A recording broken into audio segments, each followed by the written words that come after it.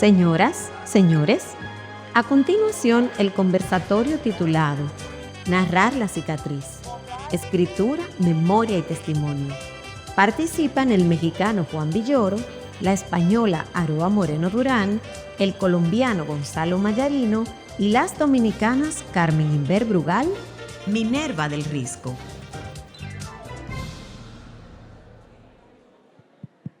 Hola, buenas tardes. Les voy a pedir al público que tiene los celulares encendidos con sonido alto que por favor lo bajen o lo apaguen para que no moleste a los demás. Gracias. Yo estoy aquí en lugar de Margarita Cordero, que no pudo estar por una situación que se le presentó, así que aquí estoy sustituyéndola. Aquí tenemos a Juan Villoro, que a todos lo conocen, así que no los voy a presentar. Juan Villoro, Gonzalo Mayarino de Colombia, Aroa Moreno de España y Carmen Inver de República Dominicana.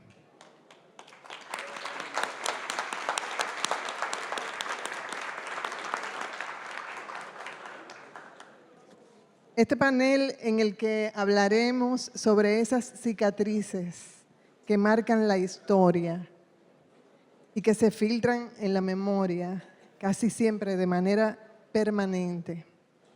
Les pregunto a todos, la misma pregunta para todos.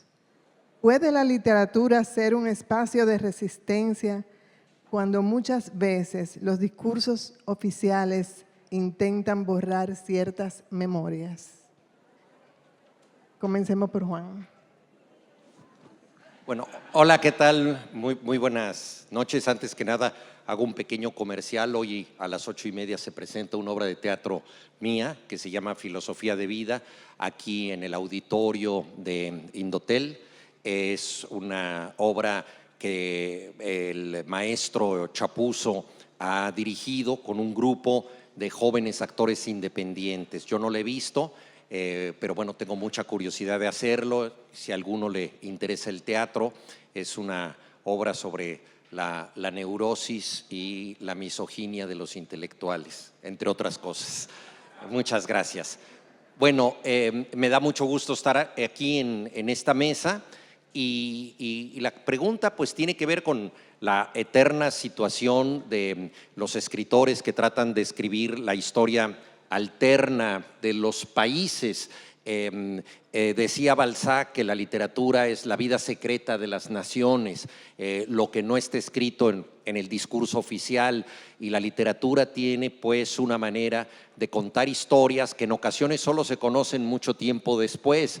Si pensamos en obras como Vida y Destino, por ejemplo, de Vasily Grossman, que escribió durante la Unión Soviética, no podía publicar ese texto y solo tiempo después se supo lo que había sido la circunstancia que él había vivido. Entonces la literatura tiene que ver con esto, ¿no? Y en alguna ocasión Milan Kundera dijo que la lucha del ser humano por la libertad en el fondo es la lucha contra el olvido, es la lucha contra que las cosas desaparezcan. Entonces, en ocasiones hay quebrantos, hay injusticias, hay situaciones terribles que no pueden ser sancionadas porque la gente se inerme ante las dictaduras, ante el poder autoritario, pero la literatura establece un tribunal alternativo, el tribunal que concede la memoria y que puede de alguna manera rendir tributo a lo que pasó y ofrece una complementación ética a las sociedades, porque gracias a que nosotros leemos eso podemos pensar que no se debe repetir, y yo creo que la literatura forma parte de eso, forma parte de un discurso necesario de resistencia en donde se cuenta la vida privada y muchas veces secreta de las sociedades. Aroa. Hola, buenas tardes.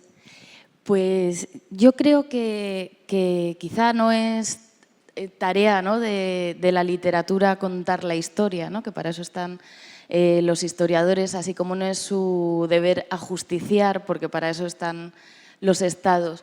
Sin embargo, me parece que desde las novelas sí se puede plantear una resistencia, ¿no?, a los discursos oficiales, sobre todo cuando los discursos oficiales han dejado atrás pues, muchas historias de dolor, ¿no?, y de trauma, y se arrastran durante el tiempo. Yo creo que cada país tiene su propio trauma, ¿no?, y los escritores muchas veces volvemos hacia atrás para descubrir cuál es y ver qué se ha quedado atrás.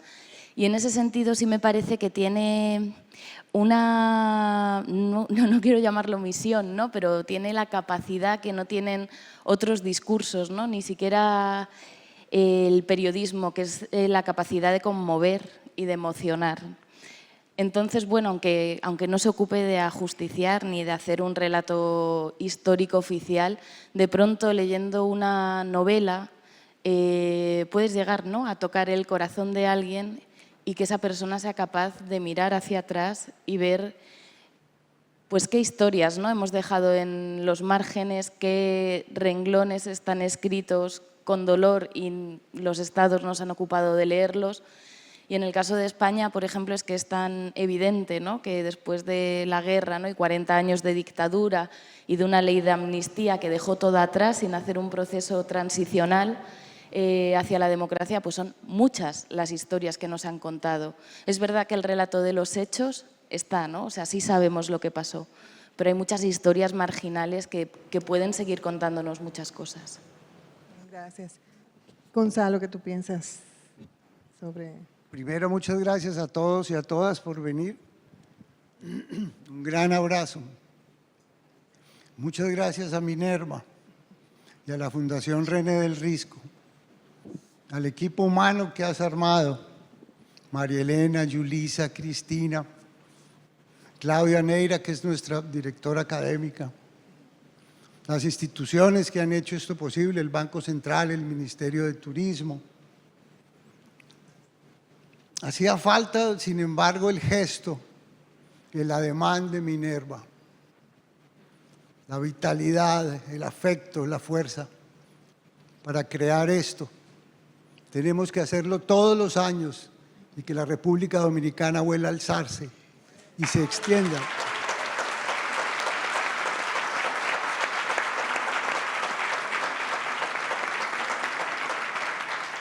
Se extienda su cielo y su mar ahora cargado de palabras y se vuelve un punto de encuentro de la América Latina y del Caribe. Gracias, gracias a todos. Es una ocasión muy, muy feliz. Voy a tratar de contestar ahora. Yo creo que en últimas lo que pasa es que el lenguaje literario sí logra derrotar el tiempo, el viento que se lleva todo. Ustedes tienen entre ustedes un escritor como René del Risco, que 50 o 60 años después seguimos leyendo. Si estuviera entre nosotros René del Risco y alzara la mirada y viera a su hija, y nos viera a todos aquí, a lo mejor se le llenarían los ojos de lágrimas. A lo mejor nos leería un pedacito del Viento Frío, Si he vuelto a tus manos, ese poema, por ejemplo, o un fragmento de Se me fue poniendo triste, o En este barrio no hay banderas, o el ya inmortal, impar, Ahora que vuelvo, Ton. Sería muy, muy emocionante que eso fuera así y que él alzara la vista y nos viera. Y ahora sí voy a la respuesta, perdón que me puse un poco sentimental. En lo esencial, René del Risco no es inferior a nadie, a ninguno de los escritores que fueron sus contemporáneos. En lo esencial, René del Risco no es inferior a ninguno de los escritores del boom. Había encontrado un lenguaje literario tan sensitivo, tan dúctil, tan sencillo, detrás del cual estaba una inmensa sabiduría de lo que estaba haciendo. Es evidente que estaba leyendo a todo el mundo, pero se fue muy pronto. Era cosa de esperar. Con el paso de los años iban a llegar los libros, uno y otro, y hubiera redondeado un canon espléndido. Pero en lo esencial, en el lenguaje literario, no es inferior a nadie. Hay otros lenguajes. Si yo voy a comprar un inmueble, voy a una notaría, entonces está el lenguaje de la notaría, de las escrituras, el nadir, el cenit. Si estoy en la universidad, leo un texto académico, puedo leer ensayos históricos y antropológicos, pero el lenguaje literario tiene algo que casi ninguno de ellos tiene, y es que es capaz de construir lo simbólico. Seguimos con el corazón en la mano esperando que Ulises atraviese el mar y las islas y llegue a los brazos de Penélope. Penélope que tejía de día y por la noche destejía para que pasara el tiempo y esperara a su amante. Eso es de una belleza que ha atravesado los siglos. ¿Qué nos importa quiénes eran los hombres más ricos y poderosos de los 700 años antes de Cristo cuando vivió Homero? No nos importa nada. Sabemos de Grecia por Homero, que además era ciego. Seguimos esperando que Don Quijote desafíe y derrote unos enemigos prodigiosos y se gane el amor de Dulcinea. Llevamos eso en el corazón y eso ha atravesado siglos y siglos y siglos. René del Risco tenía eso, descubrió eso. Él era capaz de crear lo simbólico. Lo simbólico sí nos pone a salvo de la historia oficial y del olvido. Imagínense si nosotros los colombianos tendremos razones para no dejar que las heridas se olviden y que los daños se olviden y que las degradaciones se olviden. Pero no tenemos otra salida y a eso nos ha invitado Minerva, a que pensemos en el lenguaje literario capaz de construir símbolos. El símbolo o lo simbólico sí destruye el olvido. Es tan poderoso que en cierta forma reescribe toda la historia. Ustedes nunca olviden esto. Ustedes tienen a René del Risco y lo seguimos leyendo porque su lenguaje literario es capaz de construir lo simbólico. De modo que en esa tarea estamos. Lo simbólico sí es capaz de derrotar al olvido. Por eso toma tanto tiempo. Los periódicos van todos los días, pero son un poco deleznables y efímeros. Los símbolos se quedan y atraviesan los siglos y los siglos y los siglos y derrotan el olvido. Tenemos que recrear nuestras heridas, tal vez en toda la América Latina y el Caribe, a partir de un lenguaje literario. Eso es muy difícil, pero no tenemos otra salida. Carmen. Bueno, la desventaja de estar con Juan, que desde ayer tiene a todos sus admiradores aplaudiendo, ¿no?, y riéndose, y de contar con ese justa reivindicación de este mar de palabras y de la figura, bueno, de un poeta que marcó generaciones, y yo me encuentro entre una de esas personas que marcó René. Pero a pesar de la desventaja, Noa, nosotros tenemos una ventaja que me parece una continuación del panel anterior, cuando se hablaba de la historia, de la ficción y de qué podemos hacer los escritores cuando creemos que inventamos y realmente estamos narrando una realidad que reconstruimos a base de datos, pero tenemos que tener la imaginación para recrearla. De modo que sí, la literatura no sé si salva, pero sí deja una constancia más agradable de constatar y más desafiante que si nos acercamos a un libro de historia. Y eso es una verdad, digo, yo no creo que hay verdades irrefragables, pero es una verdad que amerita discusión, pero es cierto.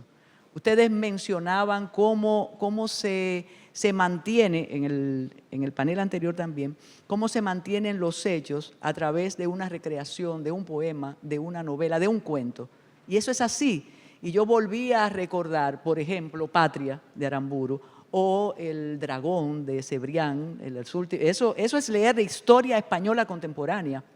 También mencionaba, y muchas personas me preguntaron afuera que si no era pertinente decirlo en este momento, como La fiesta del chivo es un texto que los más jóvenes se pueden acercar a él y entender parte de la tiranía. De modo que sí, las cicatrices están en cada uno de los párrafos, de las estrofas, pero lo bueno de esas cicatrices es que pueden permanecer más que decir el 12 de octubre de 1492 partió de Puertos de Palos de Moguer tal y tal y tal. Eso es lo que creo. ¿Cuáles son los riesgos que puede correr el escritor o la escritora, ¿no?, al utilizar la ficción en determinados acontecimientos políticos o sociales? Aroa. Uy, esto llevo como los 2 últimos meses cuestionándome muchísimo esto porque acabo de terminar un libro que alterna un capítulo de ficción con uno como de una especie de crónica personal en el que he contado la historia de los últimos fusilamientos de la dictadura franquista, que fueron en 1975, ni 2 meses antes, ¿no?, de que muriera Franco. Entonces es algo que he tenido que pensar mucho. Por ejemplo, ¿cómo puedo, no solo porque haya supervivientes de todos esos hechos, que es algo que siempre te hace tratar los textos, ¿no?, y las vivencias de las personas con mucho más respeto, aunque sea desde la ficción? Pero, por ejemplo, ¿cómo sé yo, ¿no?, cuáles eran los últimos pensamientos de una persona a la que van a disparar de cara y me los voy a inventar, ¿no? Eso no sé, toda la parte de ficcionar lo que fue una vida y conllevó sufrimiento o torturas o muerte, y luego además todo eso dejó mucho más dolor en toda la gente que lo rodeaba, es lo que a mí me ha tensado más, mucho más allá de equivocarme en la fecha de un hecho histórico o en un lugar y todo eso, ¿no?, que me parece subsanable, ¿no? Y tiene que ver un poco también con los testimonios, ¿no? Cuando alguien te cuenta algo y ese algo que te cuentan es algo que dolió y que cambió la vida de una familia, por ejemplo, ¿cómo puedes tener la frivolidad de tratarlo con los mecanismos de la ficción? ¿Cómo puedes meter ahí tensión y buscar la belleza del lenguaje para contar cosas que le han pesado a algunas personas? Claro que se hace, ¿no? Porque eso son las novelas muchas veces, sobre todo cuando tocan con un hecho histórico y real. Pero, bueno, para mí ahí está el peligro, ¿no? Mantener el rigor de la narración a la vez que esto no afecta a la imaginación y a la libertad de la escritura, ¿no?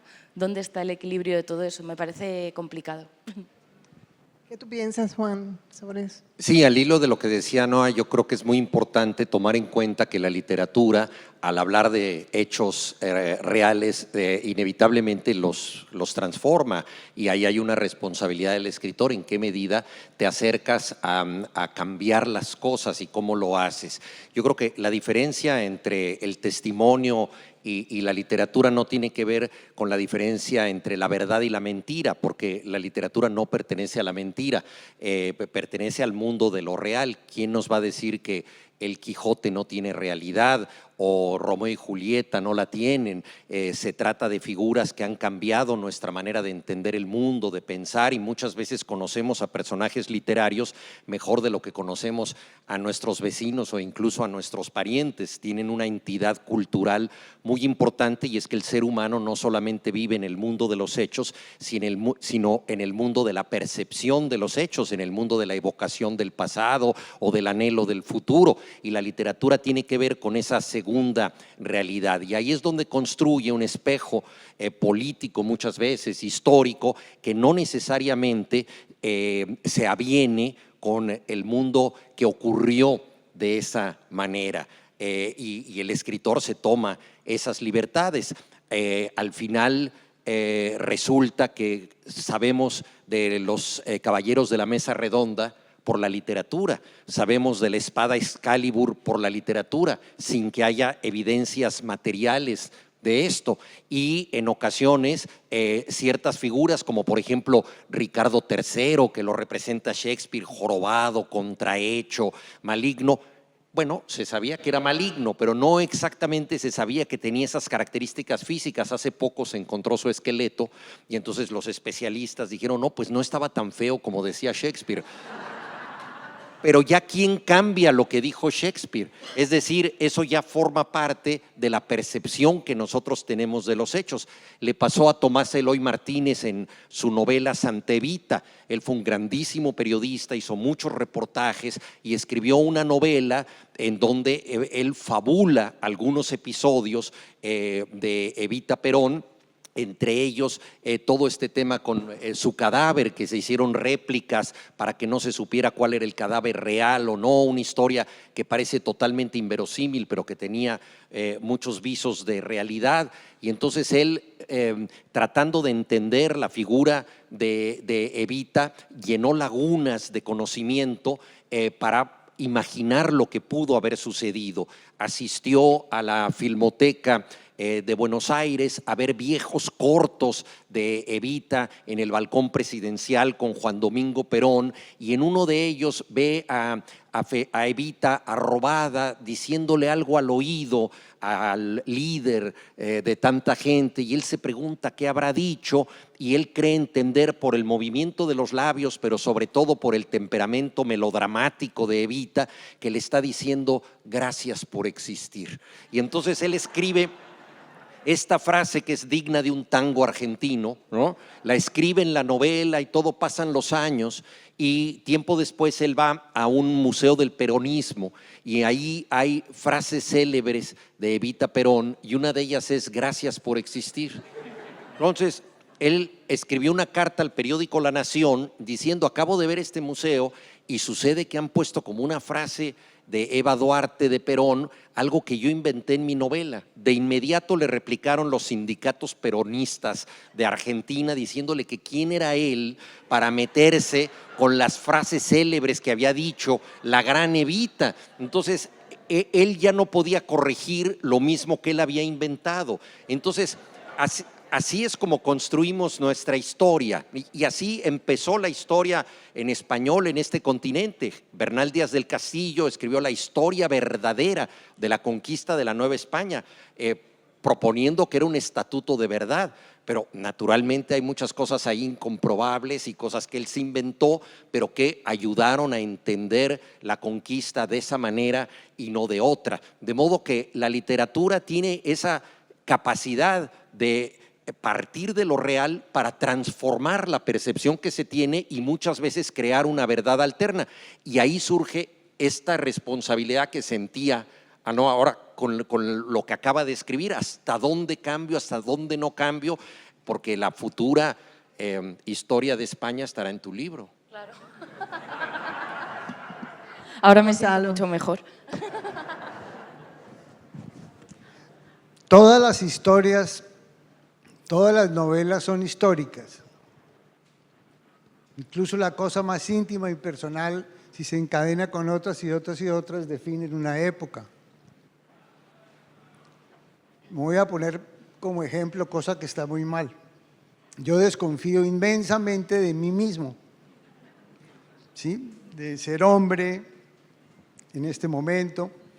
Y mis novelas están escritas en primera persona como mujer. Escribir como mujer me puso a salvo de mí mismo. Me he dado cuenta de que la voz femenina tiene mucho más cromatismos, mucha más hondura que lo que comúnmente tienen los grandes héroes. Me aburre la cosa masculina, así, dominadora y vanidosa y tonta, que yo tengo mucho. Por eso tuve que huir de eso. Pero acopiada toda la información que se ha dicho, hechas todas las investigaciones, finalmente usted está sentado delante de un papel en blanco y tiene que encontrar el tono de la voz en que va a hablar. Si usted es un escritor, no está haciendo otra cosa que encontrar su lugar en la creación. ¿Cómo habla usted? ¿Cómo habla usted? ¿Quién va a narrar esto? ¿Usted es capaz de narrar esto y de conseguir los símbolos que derroten el tiempo? Ese es el gran desafío. Yo creo que no hay salida. Hay una cosa extraordinaria incluso delante de la historia, y es que el ejercicio de escribir es tremendamente inconsciente. Se ha dicho que escritores los hay que hacen unos planos y unos programas de sus novelas y otros que arrancan como locos a escribir. En cualquier caso, todo viene de las entrañas y de las tripas. Ahí es donde están. Las novelas que a mí me quedan por escribir, y tengo 66 años, están todas aquí. Tengo que meter la mano y sacarlas. Y eso ya es un hecho histórico si se replica por miles y miles. Pero no voy a encontrar los lectores si no tengo un tono de la voz capaz de construir símbolos. Créanme que la cosa es por ahí. Uno puede investigar, pues claro, yo investigué los hospitales de caridad en la Bogotá de 1900, yo investigué los pabellones de maternidad, cómo parían las mujeres en los jergones. ¿Cómo narro eso? Ya lo vi en las enciclopedias, ya estuve en los parques. Bueno, ¿cómo narro eso? Tengo que encontrar una voz. En este caso tuve que hacer en la trilogía Bogotá la voz bogotana que iba cambiando a lo largo de 100 años sin que se notara porque sería una tarjeta postal. Todo en el asunto de la literatura es el lenguaje, es un ámbito de palabras que yo no sé por qué puestas unas al lado de las otras nos transforman y nos modifican. Cambian los sueños y el inconsciente. El lenguaje es lo más poderoso que hay. Y encontrar el lenguaje literario es un desafío muy tremendo que tenemos todos los días. Es como buscar el lugar en la creación. Carmen, ¿tú recuerdas la pregunta? Pero yo creo que estamos usando baremos muy racionales para analizar la literatura, para analizar la ficción. La literatura es libertad.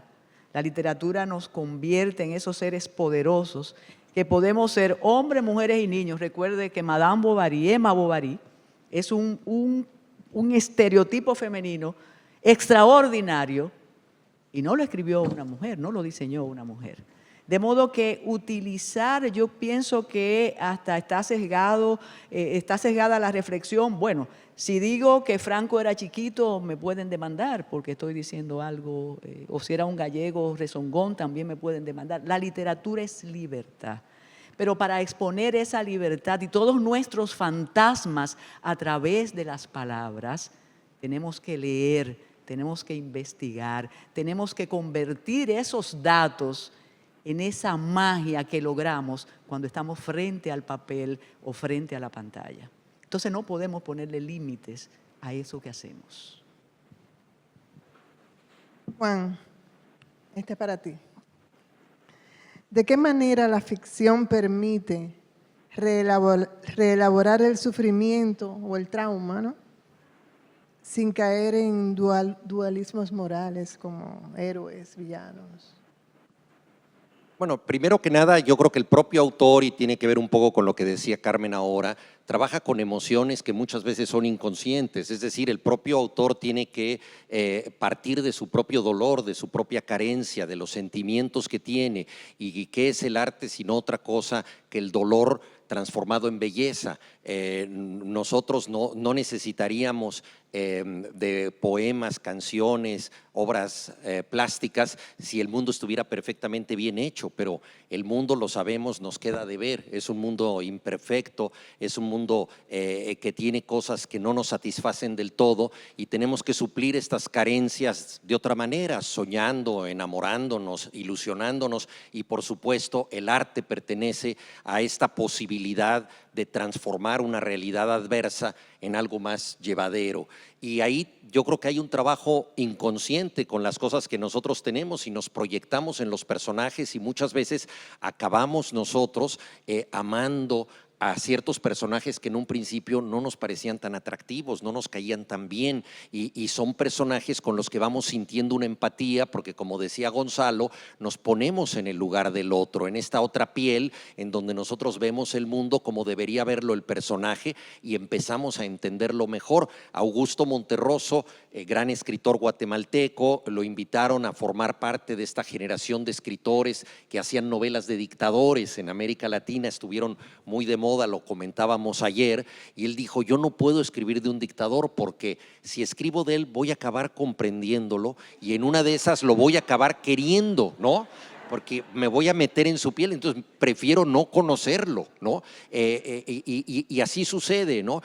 Hay otros autores, por ejemplo, Nabokov decía: mis personajes tiemblan cuando me les acerco, ¿no? Los tenía a raya, ¿no? Los controlaba totalmente, o al menos eso decía, para envidia de los demás. Pero entonces se trabaja con una materia que no es una materia racional, y yo creo que en el acto de escribir hay algo de sonambulismo, hay algo de expresar cosas que te pueden sorprender a ti mismo. Yo creo que la única prueba de calidad que puede tener un escritor respecto a lo que hace, porque siempre un escritor pues es parcial respecto a su trabajo, es cuando pasa algún tiempo y lee algo y le sorprende como si lo hubiera escrito otro, ¿no? Es decir, hay una despersonalización que sientes que hay algo ahí independiente que no sabes cómo se plasmó.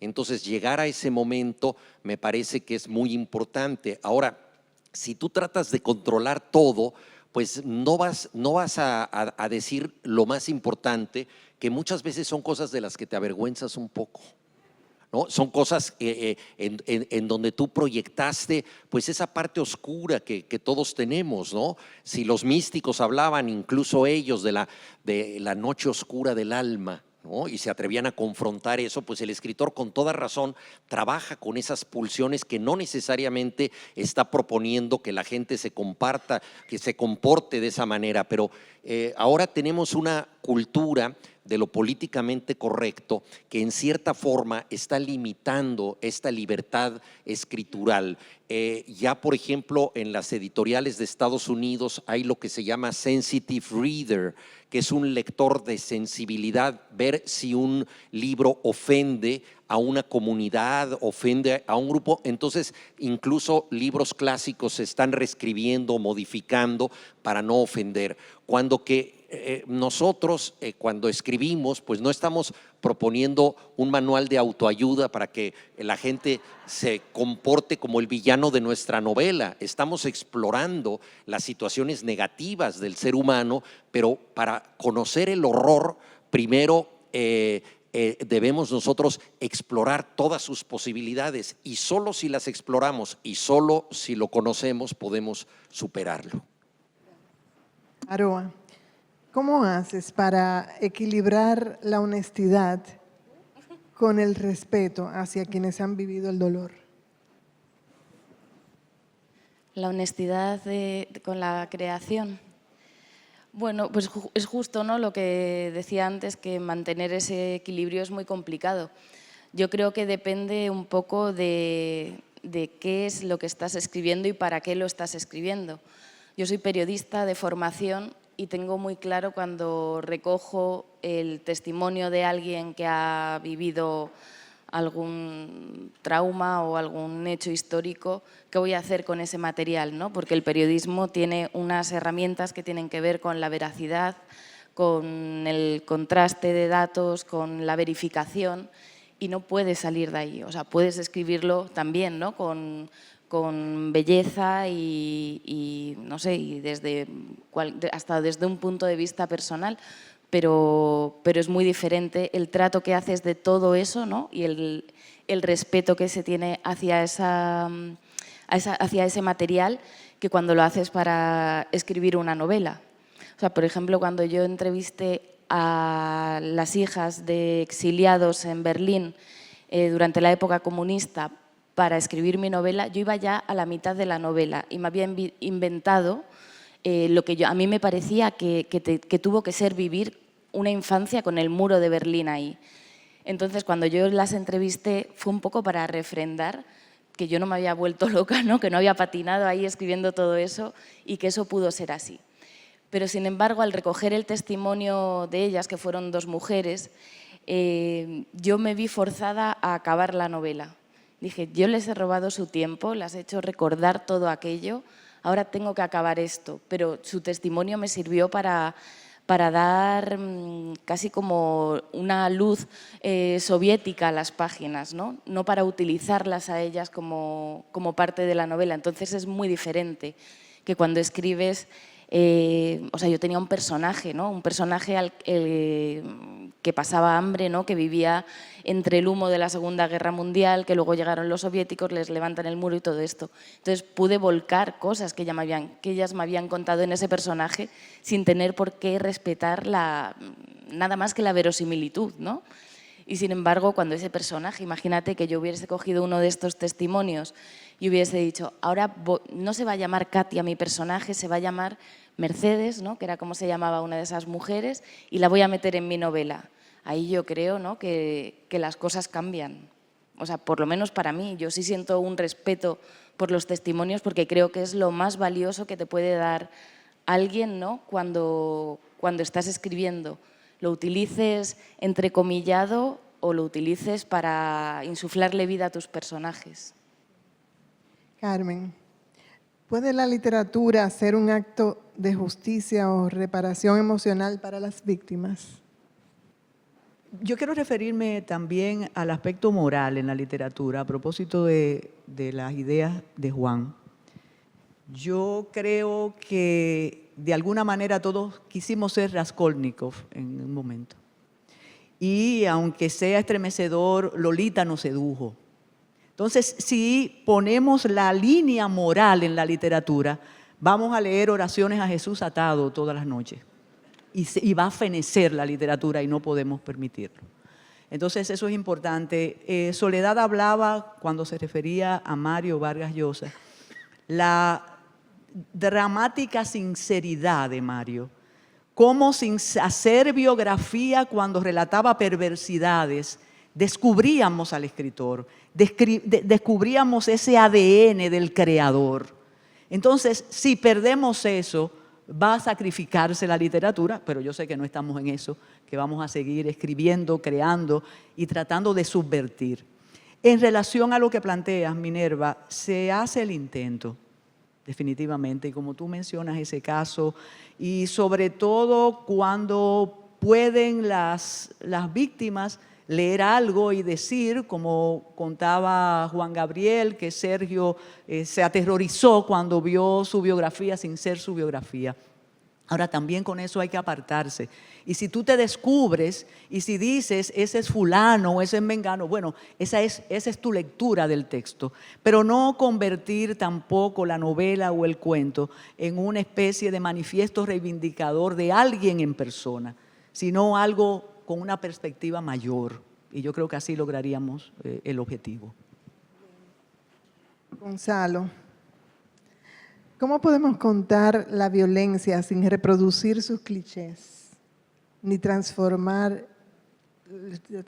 como en un producto de consumo literario? Tal vez lo primero es no hacerse esa pregunta.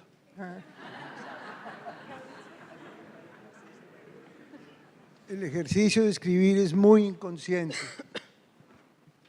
Si uno va a escribir sobre algunas de las cosas que hemos dicho aquí o que han dicho mis compañeros aquí, es porque hay unas razones vitales para hacerlo.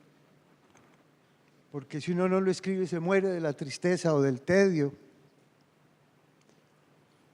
Una vez que uno logra que un personaje hable y diga algo y eso es verosímil, literalmente se levanta y existe. Y la novela arranca. Ahí es muy importante no meterse uno, no meter a Gonzalito Mayarino ahí en la novela. Deje a los personajes tranquilos. En una de las novelas de la trilogía Bogotá, un profesor de grado 11, del último grado de bachillerato, se enamora de una de sus alumnas. La muchacha queda embarazada. Yo le tenía una rabia a ese berraco, ¿sí? Entonces escribí 40 o 50 páginas en que él iba y confrontaba a la mamá de la niña y la niña le daba, la señora le daba una paliza al profesor que estaba claramente en una situación de superioridad moral y vital, aprovechándose de una niña. Y como hago siempre, le llevé las páginas a Carmen, pues, para que ella le diera visto bueno a la cosa. Me dice, ¿a ti qué te pasa? ¿Tú qué sabes si esos dos de verdad se quieren y se van a ir a París como están diciendo y van a tener una vida feliz? ¿Tú qué haces dando lecciones de moral, huevón? No te metas en los personajes. Ahí me di cuenta que el personaje había existido, porque el lenguaje había nacido. Yo oí a Gabo García Márquez, que era muy cercano de mi casa, adoraba a mi papá, contar al final de un almuerzo, él se cuidaba mucho con el vino y tal, entonces durábamos hasta la 1 o 2 de la mañana, todos ahí alrededor de él. ¿Cómo logró por fin que volara Remedios la Bella? No lograba encontrar García Márquez, un tipo al lado del cual, si acaso, hay que nombrar a Cervantes. No lograba hacer volar a Remedios la Bella. Hasta que se le ocurrió que salieran las mujeres de la casa al patio a orear, decimos en Colombia, ¿sí? Las sábanas, ¿sí? Y encontró el elemento aerodinámico. La niña empezó, ¿te sientes mal?, le preguntó a Amaranta Dulce, dijo, al contrario, dijo, nunca me he sentido mejor. En el momento que los pies empezaban a despegarse del suelo y la niña se fue volando. Y siguió elevándose por encima del aire de las 5 de la tarde, más arriba de los escarabajos y las dalias, donde no podían alcanzarla ni los más altos pájaros de la memoria. Hizo volar a una niña, desde la literatura y el lenguaje. Ahora, ya hablar de las cosas de las que están hablando mis compañeros y compañeras, hay que tener una razón vital. Si yo no narro esto, me muero. Y sentarse a ver qué pasa. Uno lo máximo que puede hacer es sentarse, poner las horas, poner la luz, la temperatura en determinadas condiciones, como en la sesión psicoanalítica, y ver qué puñetas pasa, a ver si sale la cosa. Claro, uno puede investigar y mirar enciclopedias. Yo me acuerdo de haber ido a los partos, a hacer cesáreas, todo eso, ¿sí? Y ver cómo se operaban a las mujeres en 1900. Pero hasta que no encontré un lenguaje no lo pude hacer. Y las primeras tentativas, yo me acuerdo que vendimos los carros, yo dejé el sector financiero, en fin. Carmen muerta de la angustia y yo hacía una especie de Azorín malo, de Valle Inclán mal, no había encontrado cómo escribir las respuestas, pero es materia de otra respuesta, de otra pregunta, las encontré en la poesía. Ahí encontré una especie de lenguaje que era personal. Yo no soy un escritor importante en la América Latina para nada. Aquí los hay que son muy importantes, yo no lo soy. Pero al leer una página mía la gente dice, eso es de este huevón. Bueno, desde las distintas experiencias nacionales que ustedes representan, hablemos del olvido. Ya hemos hablado un poquito, ¿verdad? Pero yo creo que esta pregunta es importante. ¿Cómo abordar la literatura, en la literatura el tema memoria, olvido? Esa dualidad que a veces es muy presente en la vida, sin traicionar a las víctimas.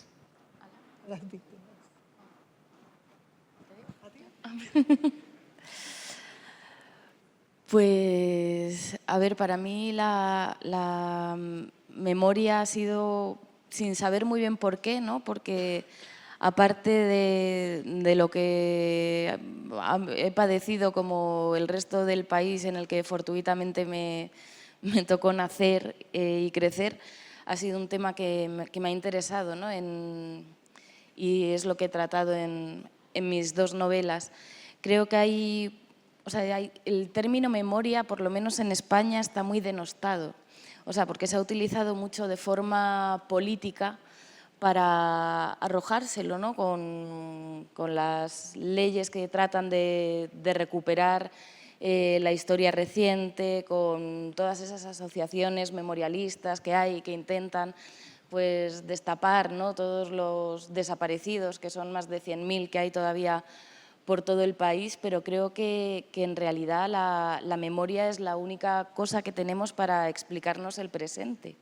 O sea, es poder mirar hacia atrás y ser una democracia saneada, ¿no? Y sana y limpia, y no tener que utilizar lo que ya pasó, ¿no? Lo que ya sucedió, negándolo o subrayándolos de formas que a nosotros, a los ciudadanos, no digo ya a la gente que escribimos, sino a los ciudadanos, no nos permita entender el lugar en el que estamos ahora.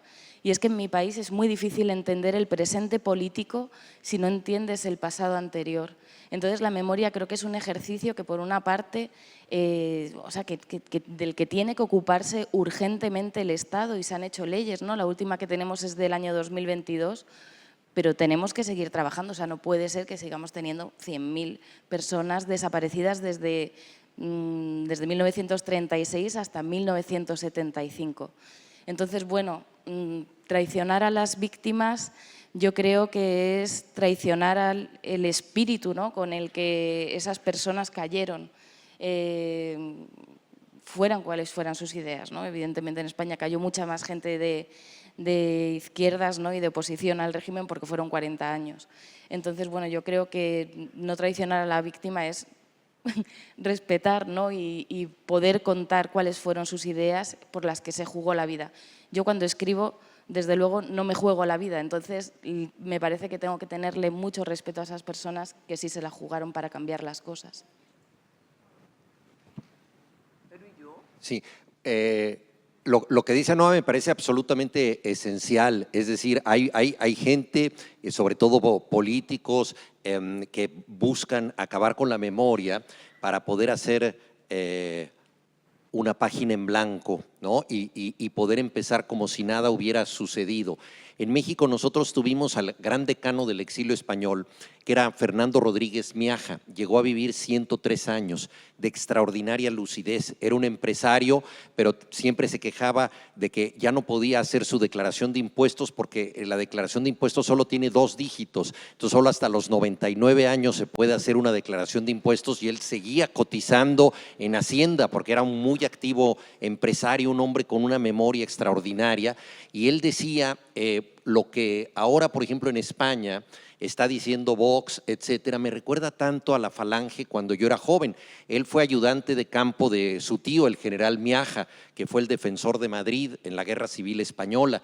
Entonces, una persona con memoria te puede decir, se presentan como novedades, cosas que no solamente ya fueron dichas en el pasado, sino que ya fracasaron en el pasado, es decir, hubo todo un movimiento para superar esto y ahora se presenta como promesa de futuro lo que ya falló antes. Entonces, la literatura es ese gran repositorio de lo que ha sucedido, precisamente para que nosotros nos podamos ver en el espejo del tiempo. Son espejos distantes, pero que nos dicen cosas tremendamente actuales. Entonces, yo creo que esa es la lucha, ¿no? Comenzaba yo diciendo que la literatura se propone esta lucha contra el olvido, porque luchar contra el olvido es luchar contra la imposición y el autoritarismo, ¿no? Los canallas quieren que todo se olvide, que pasemos página y se empiece de nuevo con cualquier tipo de abuso. Yo creo que esto es lo más importante, pero además creo que debemos decir también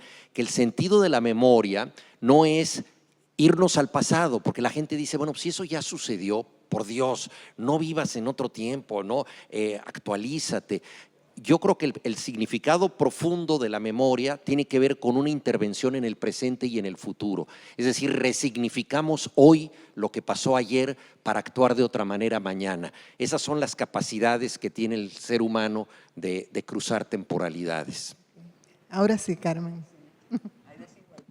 Mira, la literatura no es memoria, pero la memoria tiene algo de literatura. Además, usted ha mencionado por casualidad la página en blanco. Nosotros tenemos una que tiene categoría de ficción aquí en la República Dominicana. Cuando hablamos de respeto a las víctimas, yo recordé 1 millón de muertos de Gironella. Entonces tú dices, ¿qué estoy leyendo? ¿Estoy leyendo una memoria o estoy leyendo ficción? Las víctimas del Holocausto difícilmente se atrevieron a escribir sus testimonios de dolor. Lo escribieron los otros, las otras, porque eso te compromete demasiado. De modo que por eso yo pienso que los escritores somos muy necesarios para construir esa memoria, que no es la memoria que pensamos, pero que es literatura. Gonzalo, tenemos 2 minutos. Ningún escritor se sienta y dice, voy a hacer una gran obra en reivindicación de las víctimas. Voy a hacer una gran obra en defensa del dolor de tantas personas que han sido asesinadas y han caído. El único ámbito en el que el escritor se desempeña es en el ámbito de lo lingüístico y el lenguaje. De ahí arranca todo. Uno se sienta ante la página en blanco a ver qué puñetas va a decir y en qué tono de voz lo va a decir. A ver si tiene un instrumento lingüístico para ir a todas las cosas de que hemos hablado. No es cierto que los escritores o escritoras deban… No, no, no, no, no. Lo que debe hacer el escritor es hacer con decencia su trabajo, como un carpintero hace bien una silla y un campesino ara la tierra. Y hacer con decencia su trabajo es plantearse la pregunta del lenguaje. La única pregunta que hay que resolver desde el oficio de escribir es la pregunta del oficio del lenguaje literario. ¿Cuál es el lenguaje literario en que voy a hablar? ¿Quién va a hablar? Y entonces empieza uno a preguntarse, ¿por qué va a hablar? ¿Por qué conoce? ¿A dónde fue? ¿Qué comprendió? ¿Qué tiene que comunicar? ¿Cómo va a renovarle? No es cierto que los escritores tengan que dar testimonio de nada. Lo único que tiene que hacer un escritor es ser decente, honrado, respecto del ejercicio de escribir, que es inmensamente inconsciente. Y su instrumento de expresión es el lenguaje literario, que construye símbolos capaces de derrotar el olvido. Bueno, llegamos al final de esta mesa, así que muchas gracias.